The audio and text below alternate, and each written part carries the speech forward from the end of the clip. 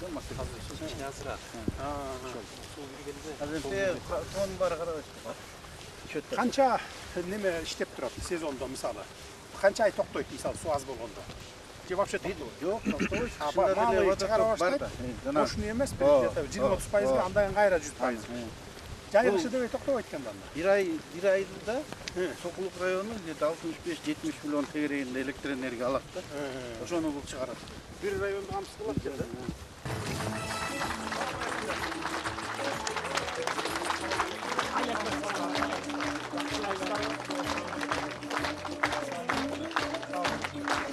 Кымбаттуу мекендештер, Сокулук районунун урматтуу тургундары, бүгүнкү иш-чаранын кадырлуу катышуучулары, бүгүн биз дагы бир жаңы объектилердин ачылышына чогулуп, өлкөбүздүн энергетикалык секторунда алдыга жылууларга күбө болуп отурабыз. Себеби мамлекетибиздин туруктуу энергетикалык системасынын дагы бир маанилүү элементи ишке кирип жатат. Ошону менен бирге Чүй облусунун инфратүзүмүнүн өнүктүрүүдө, энергетикалык базасын бекемдөөдө жана экономикалык өсүш үчүн шарт түзүүдө маанилүү кадамдар жасалып жатат. Мына ошондуктан баарыңыздарды ушу Чакан ГЭС каскадтарынын ачылышы менен чын дилимден куттуктап кетейин.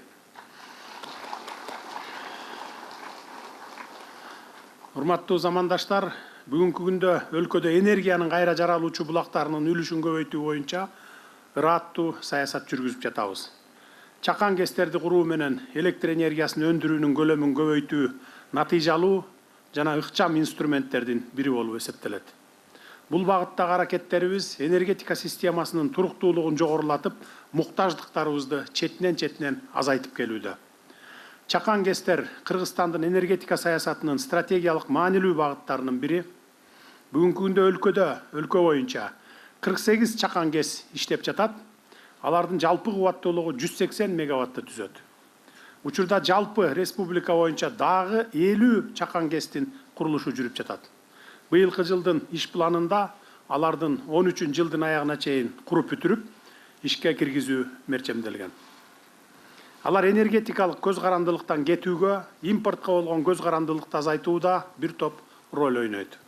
Ошондой эле бул тармактагы жетишкендиктер аймактарды тең салмактуу өнүктүрүүгө, инвестицияларды тартууга жана мамлекеттик жеке өнөктөштүктү кеңейтүүгө шарт түзүп, жашыл экономикага өтүү боюнча мамлекеттик саясаттын ажырагыс бөлүгү болуп саналат. Буюрса, Чакан ГЭСтерди куруу аркылуу жалпы элибизди электр кубаты менен камсыздоонун сапатын арттырабыз.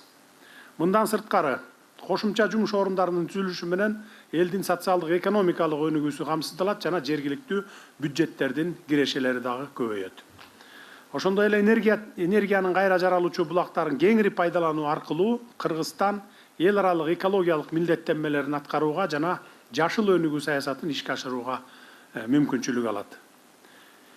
Эми бүгүнкү Чакан ГЭСтерге токтоло турган болсом, бул долбоор Сокулук ГЭС-3 жоопкерчилиги чектелген коому менен түзүлгөн инвестициялык макулдашуунун негизинде инвестициялар боюнча улуттук агенттик аркылуу ишке ашырылгандыгын айта кетейин. Жогорудагы видео тасмадан көргөнүңүздөрдөй макулдашууга ылайык 2 Чакан гидроэлектростанциясынан турган каскад курулду. Биринчиси Сокулук дарыясында кубаттуулугу 9,7 мегаваттык Чакан ГЭС, экинчиси анын куймасы болгон Туюк суусундагы 5,9 мегаваттык Чакан ГЭС. Эки ГЭСтин жалпы кубаттуулугу 15,6 мегаватт. Бул Чакан ГЭСтердин өндүргөн электр кубаты 100% Кыргыз Республикасынын улуттук энергетикалык системасына берилет. Албетте бул долбоор электр энергиянын тартыштыгын азайтууга, энергия жабдуулардын ишенимдүүлүгүн жогорулатууга жана экономиканын өнүгүшү үчүн кошумча мүмкүнчүлүктөрдү түзөт. Долбоордун алкагында толук энергетикалык инфратүзүм, башкы курулмалар, гидроэлектростанциялардын имараттары, ар бир станция үчүн подстанциялар, ошондой эле электр берүү линиялары дагы курулду. Белгилей кетүүчү жагдай, бул инфратүзүмдүн баары ата мекендик инвестордун каражатынын эсебинен ишке ашырылды. Долбоорго салынган жалпы инвестициянын көлөмү болжол менен 1,7 миллиард сомго жакын акча болду. Чакан ГЭСтердин курулушу эң биринчи кезекте Чүй облусунун социалдык экономикалык өнүгүшүнө оң таасирин тийгизет. Мына ушунун баары урматтуу мекендештер баягы кирешелерин легалдаштыруу мыйзамынан кийин жеке жактар мына ушинтип гидрогестерди кура баштады. Бириси, экинчиси болсо завод фабрикаларды кура баштады, үчүнчүсү болсо пансионаттарды 5 жылдыздуу, 7 жылдыздуу отелдерди сала баштады Ысык көлдө. Айрымдары болсо мынакей жанагындай төлөнүп өтүүчү жолдорду сала баштады. Мына ошол мыйзамдын пайдасы элибиз үчүн, жалпы мамлекетибиз үчүн тийди десек болот. Өзүнүн жемишин берип жатат десек жаңылышпайбыз. Бүгүнкү иш-чаранын урматтуу катышуучулары, жалпысынан алганда чакан гэстерди өнүктүрүү, бул энергетика тармагын диверсификациялоо, туруктуулукту жогорулатуу жана өлкөнүн узак мөөнөттүү стратегиялык кызыкчылыктарын камсыз кылуу багытындагы мамлекеттик саясаттын маанилүү бөлүгү десем жаңылышпайм. Бул чакан гэс каскады мамлекет менен жеке сектордун натыйжалуу өнөктөштүгүнүн ачык мисалы. Алар өз ара аракеттенүү модели аркылуу энергетика тармагында комплекстүү долбоорлорду ийгиликтүү ишке ашырууга боло тургандыгын дагы бир жолу далили болуп калды. Бүгүнкү чакан гэстердин ачылышы кезектеги өндүрүш ишканасынын ачылышы эле эмес, калкыбыз үчүн туруктуу электр энергиясын өндүрүүнүн уланышы, жаңы мүмкүнчүлүктөр менен жаңы долбоорлордун башаты десем жаңылбаймын. Учурдан пайдаланып, долбоорду ишке ашырууга катышкан бардык тараптарга терең ыраазычылык билдиремин. Чакан гэстерибизге ак жол тилеймин. Ар дайым элге жарык чачып, жылуулук тартуулап, узак жылдарга кызмат кылсын. Туюк гэс жана сокулук гэс чакан ишканаларын ишке киргизиңизди суранабыз.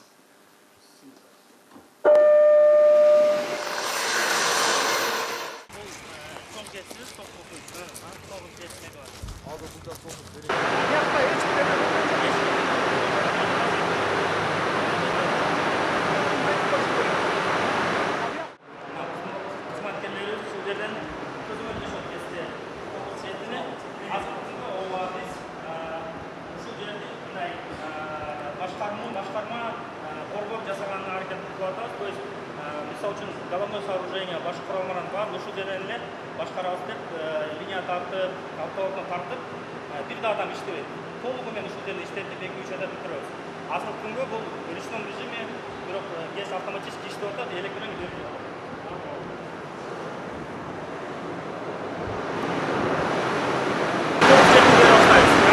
Карлар эригенден кийин көбөйөт. Туюк үстүндө туюк станциясынан электр энергия чыгып, мына ушул подстанциябыз бар курулган, өзү курганбыз зондук подстанция. Ушул жерден 25 километр мамлекеттик подстанцияга электр энергия берүүгө бар. Өзүбүз тапканбыз 25 километр. Саламатта турасыздарбы? Жакшыбы сокулуктук туугандар? Кут болсун дагы бир жолу. Элдин, мамлекеттин пайдасына түбөлүк иштеп берсин дейбиз. Өзүбүз жакшы жүрөбүз көрүп атканыңыздардай. Кудайга шүгүр, Кудайга тоо дешибиз керек. Мына жакшынакай кес мына бүтүп калды. 1,5-2 жыл салды ашып кетсе. Зато бул өмүр бою турат мына. Жүздөгөн жылдар бою турат. Токтогул кесибиз мына 100 жылдан бери эмгек кылып атат. 70-80 жылдан бери. Кыргызстандын ошол сыяктуу бу дагы эме кылат. Өнүккөнү балдардын келечеги да. Эми айтайын дегеним, кичине эл, жергиликтүү эл туура түшүнүп, эми көп болсо ошо бир ылайласа бир жума ылайлайт, анан кайра тунат. Кайра бир 3-4 күн ылайлайт, суу кайра тунат. Зато өмүр бою элдин өзүңөргө кызмат кылат ушул. Туура. Мага эмес, ушу инвесторлорго эмес, өзүңөргө. Ошону туура түшүнүш керек да. Мейли мамлекет салабызбы, жеке жактар салабызбы? Жеке жактар салып атыпсыңар, анан бизге муну жасап бергиле, бизге тигини кылып бергиле деп соодалашкан күндөр болду да. Мен өзүм чакырып алып ошол башчыларын, депутатын ошол райондун. Кой антпегиле, бул бизге түбөлүк керек. Биз өзүбүзгө электр энергия жетпей атса, суунун башында турсак өзүбүз. Анан баягы орустар айткандай сапожник без сапог өтүкчү жок дегендей. Ошондой болобузбу? Тийишпегиле, зато өмүр бою силерге кызмат кылат деп атып, анан араң мына бүтүрүп атабыз. Былтыр мурдагы жылдар ошо салып баштаганда ушундай бир чатактарды чыгарышты. Энергияга муктаждык азайса элге эле жакшы да. Элге жакшы. Кыштын күнү мына дагы деле кадымкыдай 3,5 миллиардга чейин алып атабыз. 4 миллиард болуп калды. Баягы сырттан алып келебиз кыштын күнү өзүбүзгө жетпей. Мен келгенде 3 миллиард болчу. 3 миллиард, 3,5 миллиард. Биз ушундай гэстерди салып, аны жок кылабыз дегенбиз. А бирок экинчи жагынан биз жок кылып келатабыз. Улам салып атабыз, күчүбүз жетишинче кылып атабыз. Бирок экинчи жагынан биздин экономика өсүп атпайбы? Электр энергияны талап кылган заводдор курулуп атат. 100дөн жылына куруп келатабыз, көрүп атасыңар. Мектеп, садиктер 100дөп, 200дөп курулуп атат. Ошонун баары эле электр энергия талап кылат экен да. Ошону кубалап жете албай атабыз баягы дефицитте. Ну, камбарата бир бүтсө, Кудай буйрса, жетебиз. Туурабы? Кайра уже экспортко чыгабыз. Ал үчүн дагы бир 7-8 жыл убакыт керек. Жергиликтүү айыл өкмөт 3 миллион сом төгөт. Жылына 3 миллион сом. Мына мурда 3 тыйын алчу эмессиңер. 3 миллион сом бере баштайт жылына. Жакшы. Ошон үчүн мына аксакалдар, апалар, мынакей эстүү баштуу адамдар мындай жаштарды тарбиялап, акыл насаат айтып, ушинтип турушуңуздар керек да. Өзүңүздүн ишиңиз Өзлөрүнүн келечеги үчүн эле ошо жаштардын баары. İşiniz ilgili versin. Biz de Кудай өмүрүңүзгө береке берсин. Эл башчысы. Бала чакаңыздар менен аман Сонун өнүп өсүп атат өлкөбүз. Ыраазыбыз. Өмүрүңүзгө береке берсин. болсо, мындан да катуу өнүгөбүз. Кудай буйруса. Тез өнүгөбүз. Ырымдашып турган өлкөлөрдү көрүп атасыңар мынакей. Таш талканы чыгып атат, ачарчылык болуп атат көп жерде. Суу үстү көнбөсүн. Суубуз түгөнбөсүн.